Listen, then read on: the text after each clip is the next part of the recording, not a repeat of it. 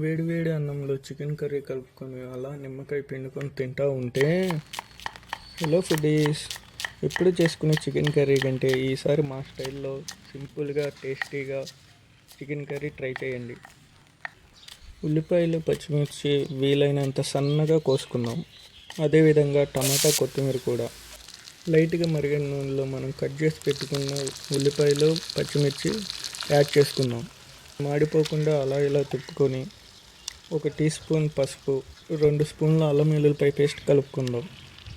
దాని తర్వాత కడిగిన చికెన్ దాంట్లోకి యాడ్ చేసుకుందాం. యాడ్ చేసుకున్న చికెన్ పై 2 స్పూన్ల ఉప్పు, 4 స్పూన్ల కారం వేసుకుందాం. చికెన్కి బాగా అంటుకునే విధంగా అన్నీ కలుపుకుందాం. ఇవన్నీ కలిసే విధంగా వీటన్నిటిని మిక్స్ చేసుకుందాం. మిక్స్ చేసిన తర్వాత అలా ఒక 10 నిమిషాలు పొయ్యి మీద వదిలేయండి. 10 నిమిషాల తర్వాత చికెన్ మసాలా అదేవిధంగా కొత్తిమీర కూడా యాడ్ చేసి మళ్ళీ ఇంకొకసారి కలిపి అలా ఒక 5 మినిట్స్ వదిలేద్దాం. అంటే ఎంతో సింపుల్గా రెడీ అయిపోయింది మన చికెన్ కర్రీ.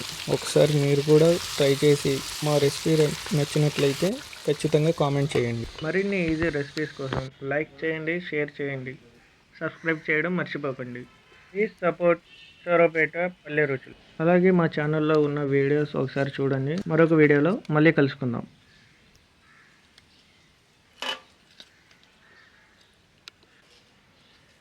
వేడి వేడి అన్నంలో చికెన్ కర్రీ కలుపుకొని అలా నిమ్మకాయ పిండుకొని తింటూ ఉంటే